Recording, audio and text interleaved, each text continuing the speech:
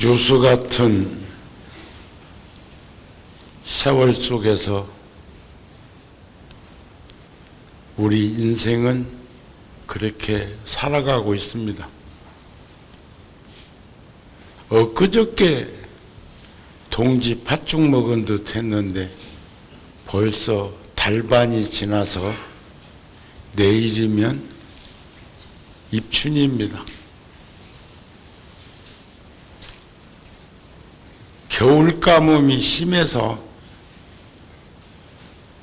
옛 어른들 말씀을 따르면 우수경칩 때 바람이 많이 분다는 말씀들이 계신데,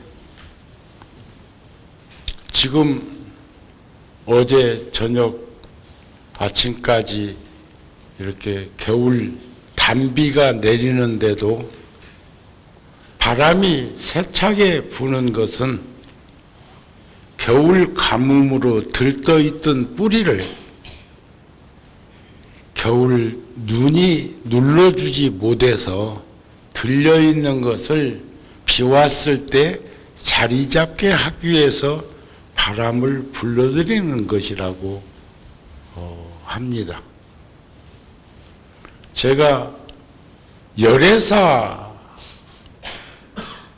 터를 마련한 지는 벌써 한 30년 가까이 되고, 97년도에 일산의 신도시에 불사를 하기 위해서 기공식을 했으니까 벌써 22년 차 세월이 갔네요.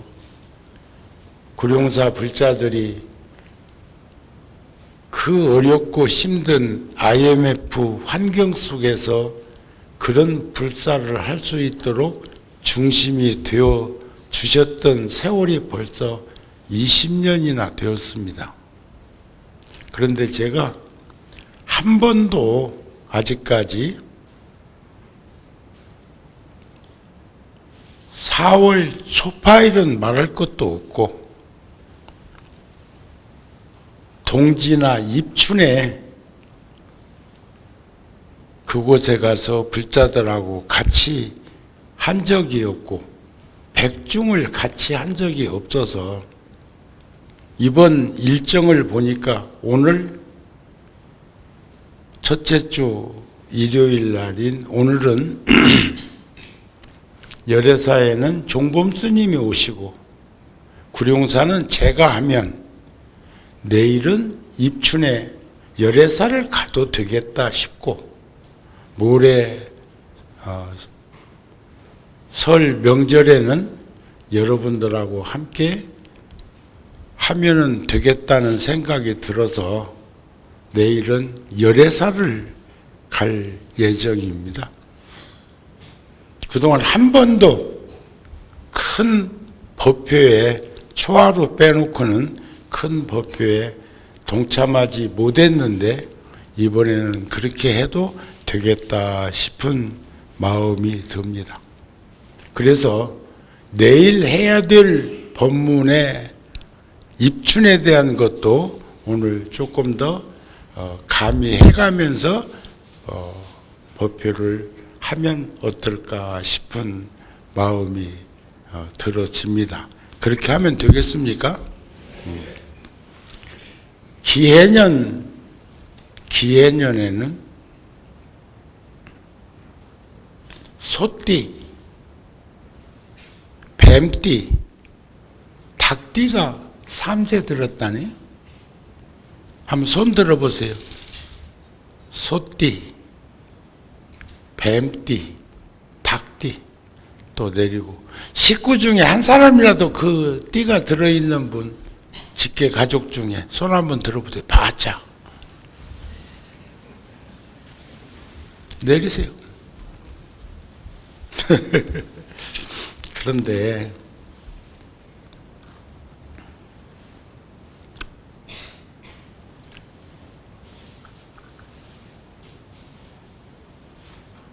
삼재란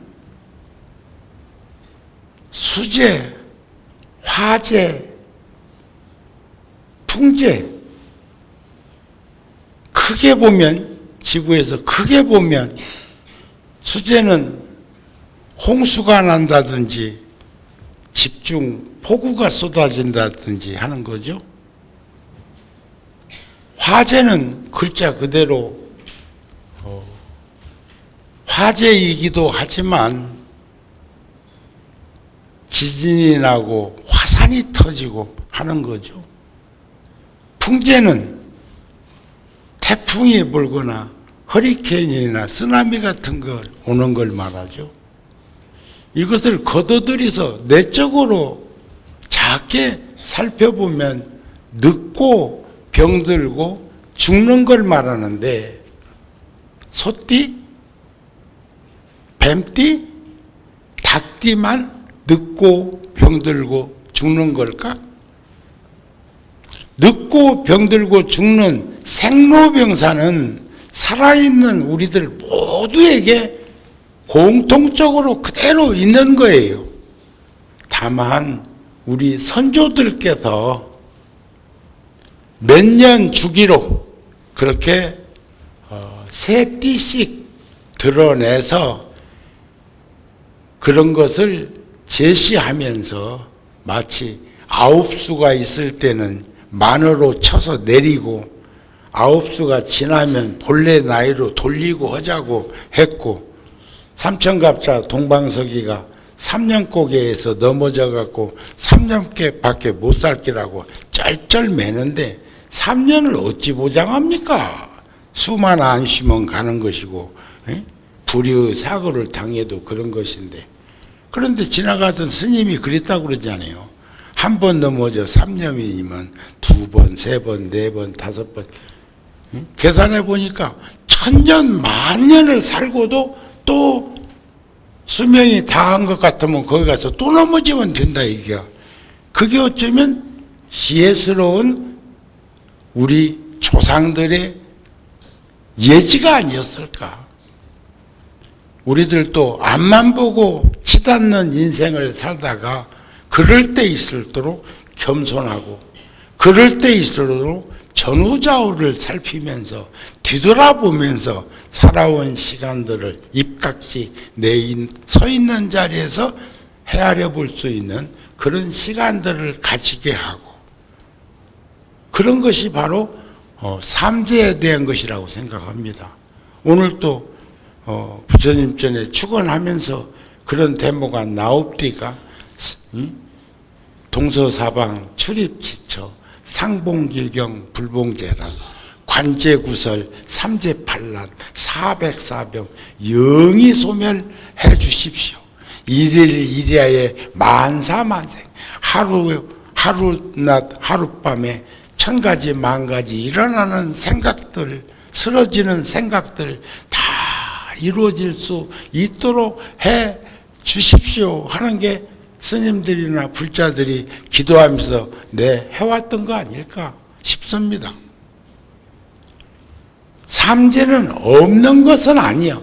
다 모두에게 공이 주어져 있는데, 그럴 때 한 번씩 다잡아서 전후좌우를 살피면서 지혜스럽게 살아가면서 겸손한 미덕을 드러내면서 우리가 함께 살아가는 이들에게 따뜻함을 전해줄 수 있고 따뜻함으로 감싸 안을 수 있는 그런 내 모습을 발현시키자 하는 것이 바로 그런 것 아닐까 싶은데 동의하십니까?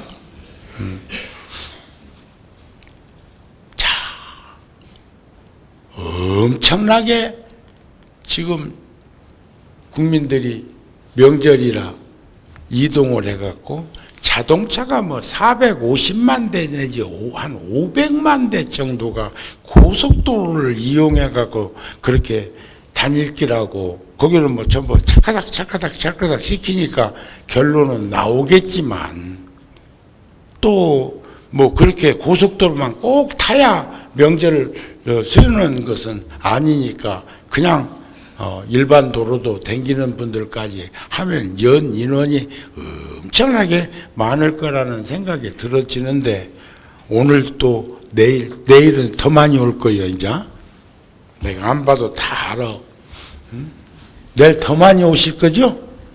또 초하루 날 또 명절인데도 합동으로 누구 저기 그 뒤에 거사님 누구 한 분 있으면 일어나서 저 위패 좀 이렇게 좀 쓰다듬으면 붙겠는데 거기 좀 한쪽이 기울었는데 여럿이 일어날 것은 없고 자꾸 신경 쓰이네. 영가가 그렇게 기울어져 있으면 무구나무 서 있는 것 같고도 하지 않니? 오늘은 보살의 마음은 자비심이 근본입니다 하는 말씀을 드리고 싶습니다. 보살은 각 유정, 깨달은 분도 보살, 깨닫고 있는 이도 보살, 깨달을 수 있는 이도 보살이요. 그러니까 이 밀체, 유정, 무정 모든 중생들은 대승불교에서는 모두가 다 보살이라고 그러는데 보살의 마음은 자비심이 근본이요. 자비심을 일으키면 한량이 없는 선행을 할 수 있다 그랬습니다. 선행, 올바로 살아가는 거, 착하게 사는 거. 전에 한번 제가 어떤 영화에서 나왔던 그 새 단락의 이야기를 드렸죠. 그 영화 내용이 그 앞에까지는 신이 된 왕이 그 백성들한테 마지막 가는 길에 뭘 가지고 왔느냐 해 그것에 따라서 귀중품을 갖고 왔으면 좋은 배 태워주고 얼음한 것 갖고 오면 늪지에 빠지게 하는 갓 오브 이집트라는 영화가 어쩌면 그렇게 부처님의 가르침을 전하나 싶어서 말씀을 드렸습니다. 새로 된 왕이 하는 말입니다. 앞으로는 금은 보아가지고 좋은 세상 가려고 하는 것은 안 된다. 그건 거짓이다. 그럼 어떻게 해야 되느냐? 살아생전에 선행을 베풀어라. 선행. 올바로 살아라. 그런 말이요. 두 번째는 연민심을 지녀라. 자비심으로 살아라. 그런 말이. 세 번째는 포용해라. 너그러운 마음으로 살아라.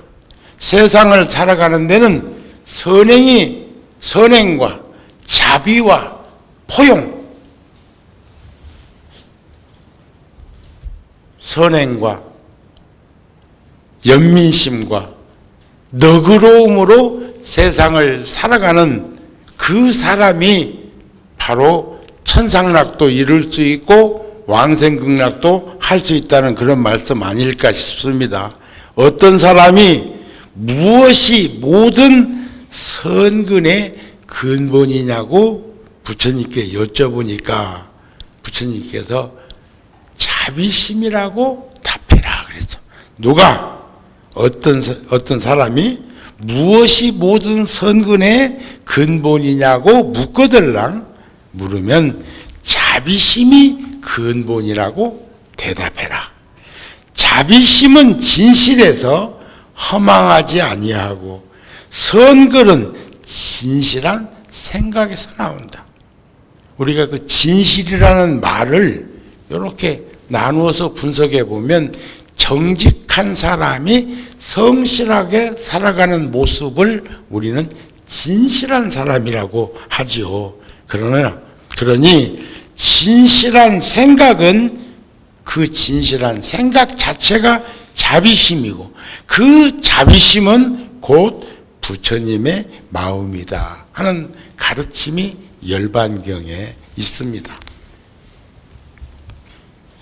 우리가 이러한 삶을 살아가기 위해서는 참 우리가 지금 결국은 고통과 괴로움이라고 하는 것, 혼돈과 혼란이라고 하는 것, 그렇게 이기적이고 편협한 생각이 우리들을 그렇게 어처구니 없는 늪에 이렇게 나락에 떨어지게 하는 것, 그게 결국 무명이라고 하는 무지몽매함으로부터 출발점을 가진다고 하는데, 결국 탐욕과 썩냄과 어리석음이라는 삼독심이 우리들에게 고통과 괴로움을 제공하는 거죠. 번뇌라는 것이 삼독심인데, 삼독심이라는 것이 결국은 고통과 괴로움을 수반하고 있다는 거죠. 그래서 부처님께서는 개정의 사막으로 탐진치 삼독을 제어하는 것에 대해서 이렇게 말씀을 하십니다. 규범을 닦는 것은, 계율을 닦는 것은, 계율을 지키는 것은 스스럼 없이 이 몸이 편안하고 넉넉하고 고요해짐을 알 수가 있다. 몸이 편안하고 고요해지려면 법대로 살면 된다, 이게. 법대로. 법을 어겨가지고 자꾸 그런 어처구니 없는 일들이 안 생깁니까? 요즘 보니까 사회의 지도층 인사들이 음주 운전으로 걸렸다는 둥, 사회 뉴스에 자꾸 이런 이야기 저런 이야기들이 자꾸 나와. 거기다 개가 사람 무는 것은 뉴스도 아니지요. 짐승은 물 수 있지요. 물 수 있다고 하고, 그래서 늘 묶어놔야 된다고 하고, 밖에 나갈 때 큰 개들은 입마개를 씌우게 하고, 그리고 또 애완견을 데리고 이렇게 밖에 산책을 할 적에는 비닐봉지를, 서양에서 보니까 꼭 주머니나 어디에다가 비닐봉지를 하나 넣어갖고 다니다가 그놈이 볼일 보면 그것을 반드시 싸가지고 가다가 쓰레기통에다가 집어넣는 것을 제가 목격을 한 적이 있습니다. 그러나 사람이 짐승을 함부로 대하거나 그랬을 적에는 그건 당장히 토픽에 날리지. 사람이 개를 물었다고 하면 생각해봐요. 제가 전에 한번 그런 말씀 제가 드린 적이 있었는데, 오늘 아침에 뉴스를 보다 보니까 슈퍼마켓에 파자마 바람으로 간 사람 결국 대법원에서 무죄 받았대. 참.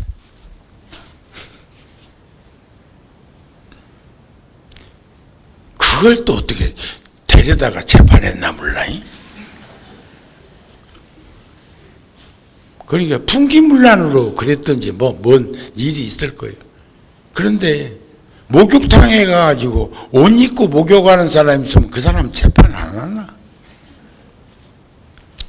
때와 장소와 변별력으로 판단하고 상식적으로 이해하고 느낄 수 있고 가름될 수 있는 삶이 우리들이 일상적인 생활이 되어야 하는 것 아닐까 싶습니다. 두 번째는 선정삼매를 닦으면 마음이 고요해진대요. 요즘은 그것을 명상이라고도 얘기를 하고 위파사나 수행법이라고도 말하기도 하고, 또 우리가 선정삼매를 닦는 그 조사선, 화두, 간화선이라고 얘기를 하기도 하는데, 삼매, 선정삼매를 닦으면 마음이 고요해진다. 지혜를 닦는 것은 우리가 지혜라고 하는 것을 닦는 것은 의심을 깨뜨리기 위한 것이요. 지혜가 있으면 의심을 않는다네요. 부처님이 그러셨어요. 예? 여러분들, 예? 삼재가 안 왔으니까 괜찮을까? 아니, 안 괜찮을까? 또 삼재가 왔으니 어쩔까? 저쩔까? 하는 그런 의심 덩어리도 지혜가 없어서 그렇습니다. 지혜가 없어서. 지혜가 있는 이는 의심하지 않는다는. 부처님 그러셨잖아요. 부처님이시여. 의심이라는 게 뭡니까? 의심이라는 게. 대개는 의심하지 아니함을 의심이라고 한다. 아, 너 내가 의심 안 해? 의심하고 있다 소리야. 그리고 우리들 말끝마다 보면 정말 정말이라는 말들이 유행병처럼 감염되어 있어. 나도 모르게 그런 말들을 하는 분들이 참 많습니다. 특히 대중 앞에서 사회를 보는 사람들이라든지 멘트를 하는 사람들이라든지 대중 앞에서 이렇게 뭔가를 전해주는 사람들조차도 얼마나 거짓이 난무한 세상에 노출되어 있으면 말끝마다 정말 정말 정말 이러냐 이게요. 진실된 말, 말 같은 말 이런 말을 하면 되는 거지. 진여자, 실여자, 여자, 불광여자, 불의여자 한자는 정말로 말을 하고 있고 진실된 말을 하고 있고 말 같은 말을 하고 있는데 굳이 거기다가 정말이라고 하는 것을 수식할 것이 뭐 있을까? 어쩌면 역설적인 이야기이기는 합니다만 지혜가 있다는 것은 의심병이 없다는 말도 됩니다. 아셨죠? 그러니까 지혜를 닦는다는 것은 의심을 깨트리기 위함이다. 의심을 깨트리고자 하는 것은 가야 할 길을 익히기 위해서요. 가야 할 길. 정우 스님은 정우 스님의 길이 있어. 여러분들도 각자가 길이 있어. 요즘 그 KBS 방송에서 어제 저녁에 그 생방인지 재방인지 중계방송인지는 잘 모르겠지만 하여튼 그 도울 선생이 거기 젊은이들하고 호흡을 같이 하면서 하는데 완전히 또 딴 세상 얘기하고 있더만. 도산 안창호 선생이나 이런 분들을 이렇게 가지고 하는데 거기 또 간간히 하나씩 나와서 창을 하는 일도 있고 소리하는 일도 있고 참 구성진 이들이 거기 나와가지고 어떤 때는 무슨 뭐 가발을 엄청나게 큰 거 쓰고 와가지고 또 흔들어 대쌌고 그랬었대. 보셨어요? 세상 관심이 많은가 봐. 우리는 다 못 보겠던데. 자, 도를 닦는 것은 결국 도를 닦기 위한 것은 도를 닦음으로 나를 보기 위하며 본성을 보기 위하며 불성을 보는 것은 깨달음을 이루기 위하며 깨달음을 얻기 위하며 안욕따라 삼약삼보리를 얻으면 위없는 번뇌망상이 일어나지 않는 대열반을 얻기 위함이며 대열반을 얻으면 중생들의 모든 생로병사와 온갖 번뇌와 모든 번뇌들을 모든 경계들을 모든 것들을 깔아앉히기 위함이다. 제가 이번 부처님 성도제일에 드렸던 말씀 중에 마침 제가 일산 열애사를 가는 중에 101.9 불교방송 라디오가 늘 저는 틀어져 있는데 그걸 듣다 보니까 한 MC가 부처님이 4대 명일이 있는데 탄생과 출가와 성도와 열반이 있는데 태어난 것이 중요할까? 부처님 된 것이 중요할까? 다 중요해. 시종일관 다 중요한 거요.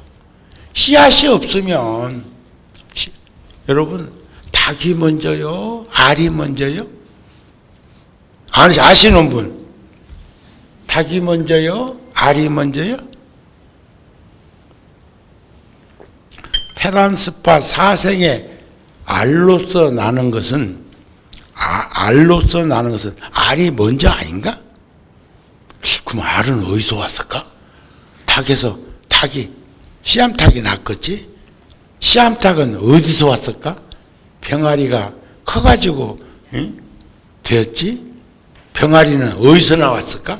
그렇게 이렇게 돌아치든 저렇게 돌아치든 그 끝이 없는 무시무종의 팔랑귀바와 같은 거예요. 그러나 이것을 이론적으로 논지를 들여다보면 알에서 병아리는 나왔고 병아리가 커서 큰 어미닭이 되었고 그 어미닭에서 알이 나왔고 그 합리적이고 순리적으로 들여다보면 이해는 확실하게 확연하게 되는 것 아닐까 그런 말씀이 드는 거죠. 그러시죠? 그러시죠? 그런데 사람들은 이것이 옳으냐 저것이 옳으냐 이것이 먼저냐 저것이 먼저냐 하는 이야기를 평생을 가지고 해도 풀어지지 않는 것을 가지고 시간 낭비할 일은 아니다 이게요. 그러나 우리는 순차적으로 순관과 역관으로 바라보면 이해가 될 수 있는 게 그래도 부처님께서도 신의 행증이라는 말씀을 화엄경에서 많이 하셨어요. 믿음과 이해와 실천과 증득 이 관계는 모든 것들이 다 성립되는 여과정이에요. 초기경전에서는 신지행득이라고 그래서 서양적으로 표현하면 믿어라, 알아라, 행해라, 얻을 것이다. 두들겨라, 두들겨라. 그러면 열릴 것이다 하는 것처럼. 그러나 대승불교에서는 신의 행증이라고 그래서 어떤 사람은 이해한다는 해자를 가지고 또 시비하는 이들도 있기는 있습니다.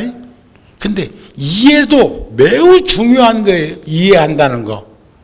변별력으로 이해하는 지혜로서 이해하는 거. 숫자적인 지식으로 산술적으로 하는 것 말고 제가 내일은 열애사 법문하면서는 그 얘기도 꼭 한번 해주려고 그럽니다. 우리 부타 TV를 통해서 여러분들은 직접 못 들으면 한번 들으세요.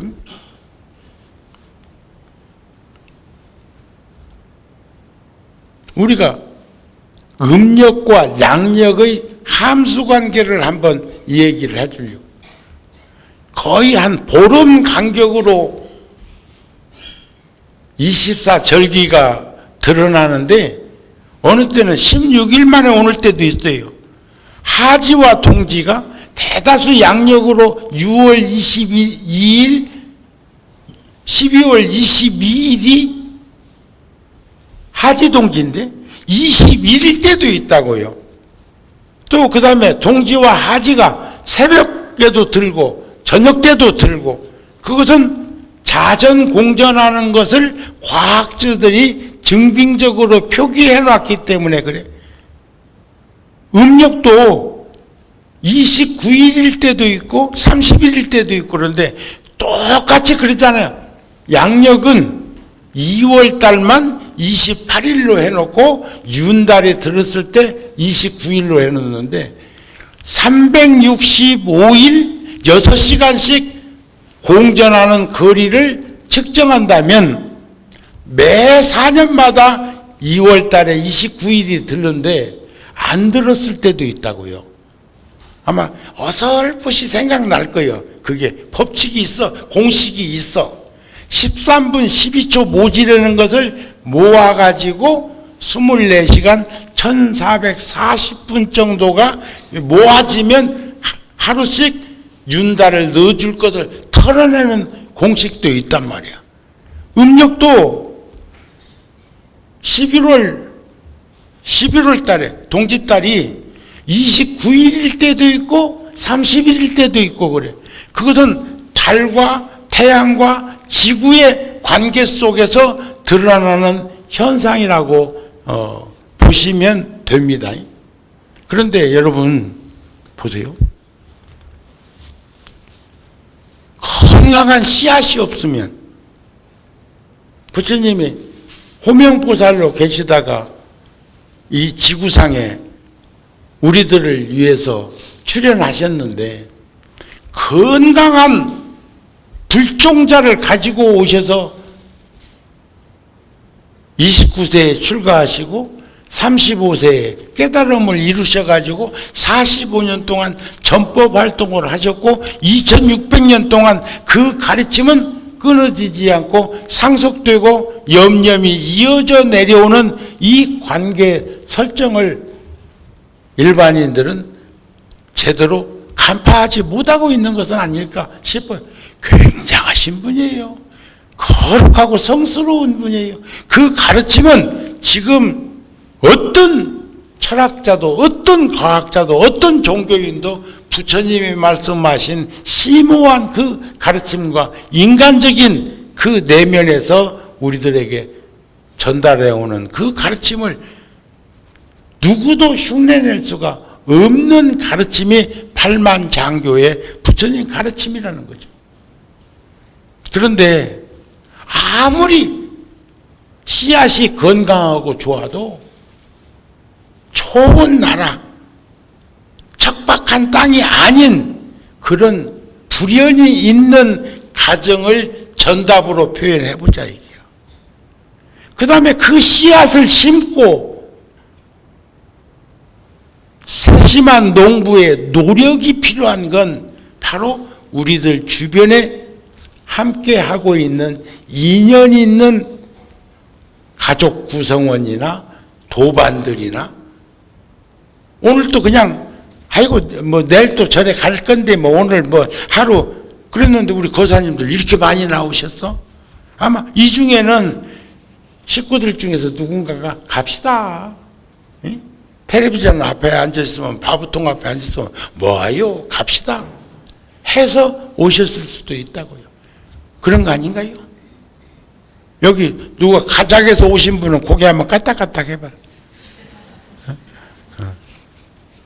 별 생각 없었는데 가족 중에 누군가가 가십시다. 한번 거들어줘 갖고 오르막길을 올라가는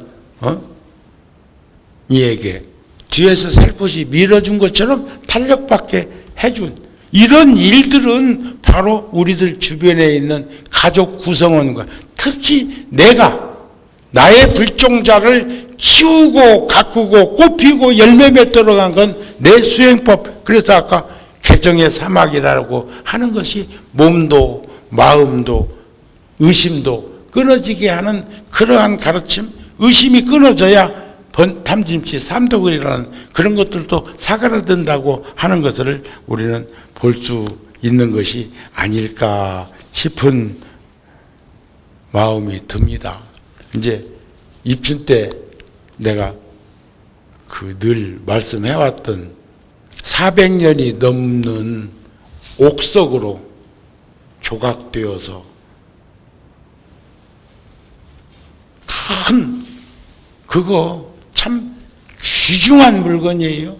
그런데 우리 선조들이 샤머니즘이라고 하든 부속적이라고 하든 어떤 방법으로 이 얘기를 하든지 어쨌든지 간에 저는 그 부적을 다란이라고 표현해. 길상다란이.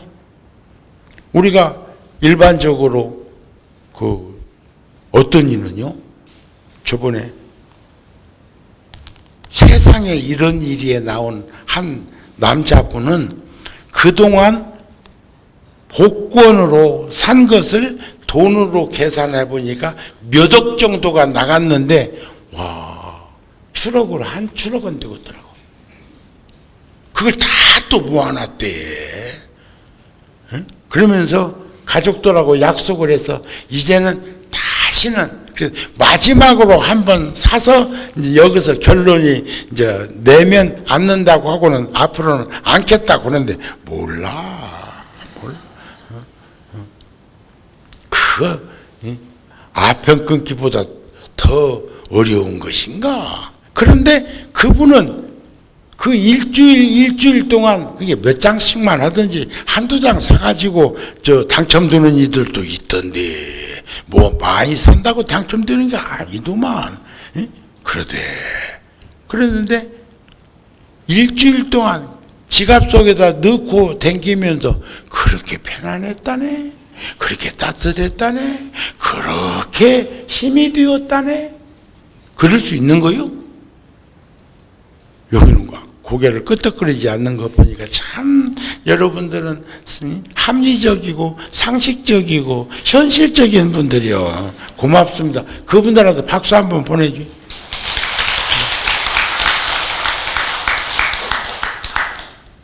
길상다란이 부도 마찬가지. 우리 축원할 때마다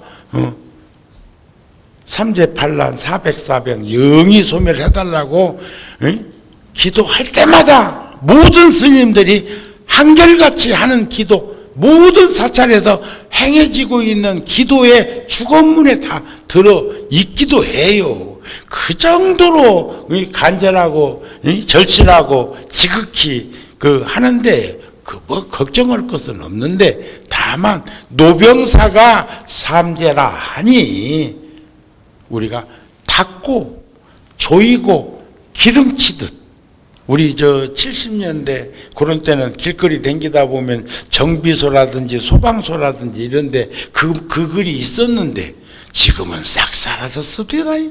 닦고 조이고 기름치자. 또 제가 전전주에 분당 장안사 가서 법문을 하면서 불교는 인간학이다, 불교는 윤활유적이고 비타민적인 요소를 지니고 있는 것이다, 그렇게 이야기하다가 윤활유 이야기를 하다가 예를 들기 위해서 머리기계 이야기를 꺼냈는데, 머리기계 바리깡 머리기계 전기로, 요즘은 우리 어렸을 때는 손으로 이렇게 아구심으로 쥐어가지고 머리를 깎았는데 요즘은 전기 꼽으면 또, 요즘은 또 전기에다 꼽아놓으면 충전까지 된다. 그렇게 해서 머리를 깎는데, 저는 칼로도 혼자서 머리를 깎고, 스님들 대다수가 혼자 머리 깎아요. 이 기계 가지고도 혼자서 머리를 깎어. 그러다 보니까 불현듯 옛날 들었던 생각이 나가지고 한쪽으로 관악목자가 빠져나간 거예요. 어떤 이는 말하기를 중이 지 머리를 못 깎는다는데, 요즘 사람들은 머리를 깎는다고 하다가 앞에 걸 잃어버린 거예요. 뭘 잃어버려? 윤활유를. 그러니까 기계로 머리를 깎을 때 기름 한 방울만, 윤활유 한 방울만 떨어뜨려 놓으면 10명, 20명 머리 깎아도 아무 이상 없어요. 잘 깎이기도 하고. 그런데 기름 한 방울 거기다 안 떨어뜨려 놓고 그냥 머리를 깎다 보면 2~3명도 깎기 전에 열이 나가지고 튀어. 그것이 종교의 역할이라는 말을 해주려다가 관악목자가 관악에서 빠져나와가지고는 그걸 잊어버려가지고 그래서 내가 오늘이라도 해놔야 또 그분들도 많이 듣고 보더라고요. 이해가 되시죠? 그러니까 종교는 비타민이어야 돼. 활성 비타민. 우리들의 삶의 현장에서 힘과 용기와 지혜를 일으키게 하는 탄력. 오늘 또 가십시다 해가지고 함께 올 수 있는 그 힘이, 그런 용기가, 그런 것들이 바로 우리의 구성원이, 가족들이 했을 때 얼마나 그게 든든한 버팀목이 되겠습니까 하는 말씀이 아닐까 싶습니다. 그러니까 이 삼재도 아까 모두에 말씀드린 것처럼 걱정은 그렇게 땅이 꺼지게 할 거 없어. 9수는 낮추라니까. 8로 만. 우리는 태중에 어머니 뱃속에 들어있던 걸 나이로 꼭 쳐야 되는 건 사실이지만 10년에 한 번씩만 서양 사람들 식으로 살자고. 나도 내년이면 9이다. 그리고 장님이 손뻗어 또 눈먼 거북이가 물 위에 떠올랐을 때 그 구멍 뚫린 나무를 만난 것처럼 그 그 흔할 수 없는 일을 밖에 나가려고 눈먼 장애인이 문고리를 잡을 수 있었다면 얼마나 다행입니까? 천만 다행이고 불행 중 다행이라고 할 수가 있겠지요. 그러나 그건 그럴 수 있다고 칩시다. 하지만 우리가 다 겪는 일을 같은 입장에서 1살 먹은이나 9살 먹은이나 겪는데 아홉수가 안 좋다고 하는 게 삼재 들었다는 말하고 똑같은 말인데 거기에서 그런 일이 만일에 겪게 되면 마치 그것이 부풀려지고 증폭되어 갖고 꼭 그런 것처럼 생각할까 봐서 스님이 지혜롭게 슬기롭게 진단하고 타진하고 극복하고 헤쳐나갈 수 있는 이야기로 표현한 거예요. 그러니까 그런 부분에 대해서 너무 쉽게 인식을 해가지고 집착하지 않았으면 좋겠다 하는 말씀이 듭니다. 누구나 살면서 실망하는 일을 겪게 되지만 그런 고통과 상실감을 해결하지 못하고 쌓아두면 지금 우리나라도 또 광우병인가 방목하는 인도나 네팔 소를 존중하고 그냥 묶어두지 않고 기계화시켜서 그렇게 가둬서 키우지 않는 곳에는 그런 병 없습니다. 식물도 생각하는데 동물이라고 생각이 없겠습니까?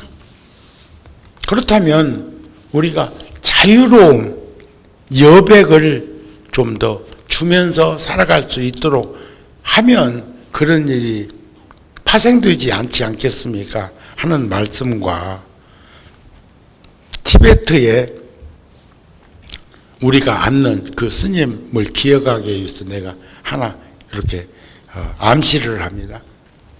의자를 소파라고도 하죠. 그러니까 이 스님은 소파 스님이에요. 소파 스님. 나에게 주어진 질병은 나쁜 업과 불행을 쓸어버리는 빗자루 같은 것. 내가 건강이 안 좋고 나에게 병이 있고 내가 세월을 살아가면서 힘들고 어려운 환경에 노출되어 있는 그것을 도리어 이 스님께서는 나쁜 업과 불행을 금생에 쓸어내기 위해서 겪는 우리가 보왕 삼매론에서도 말씀하는 것처럼 청소하는 빗자루로 그분은 인식하고 받아들였다는 거예요.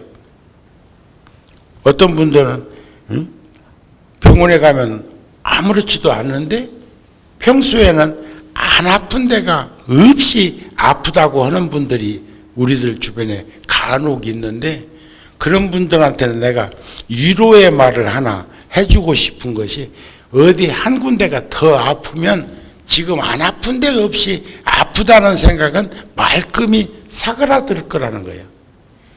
손가락이 하나 뭐 어쨌다든지 뭐 다리 뭐가 어쨌다든지 간에 어디 하나가 아주 안 좋으면 허리를 삐끗해가지고 뭐 아프다든지 하면 조금 전까지 아팠던 안 아픈 데가 없이 아팠던 몸뚱아리에 아프면 싹 사가지고 허리 통증만 남아있는 그 이치로 세상을 한번 이렇게 살펴보면 우리가 지혜롭게 순리대로 그러면서도 거기에 그렇게 역행하지 않는 삶을 살 수 있게 되는 것이 아닐까 싶은 마음이 듭니다. 그래서 내가 과거에 지은 나쁜 업의 결과는 언젠가는 받게 되더라는 것. 그래서 금생에 이 몸으로 이 몸을 가지고 있을 때 그 결과를 내 스스로 해결할 수 있고, 진 빚이 있으면 금생에 그 진 빚을 갚을 수 있도록 노력하는 삶을 살아가십시다. 그러면서 삼재도 판란도 다 나의 가까운 벗으로 생각하면서 살아간다면, 그렇게 힘들고 어려운 환경에 노출되어 있더라도 거기에 매여서 살지는 않지 않을까 싶은 마음이 듭니다. 오늘 또 뭐 받아가셔야 될 것도 있고, 그러니까 오늘은 여기까지만 하는 걸로 하고, 어쨌든지 무술년 한 해도 건강하셨던 것처럼 기해년 한 해도 모든 일들이 잘 성취되고 편안한 마음으로 가까운 가족과 이웃들에게 따뜻함을 전해줄 수 있는 어른들이 되었으면 합니다. 오늘 본문 마칩니다. 성불하십시오.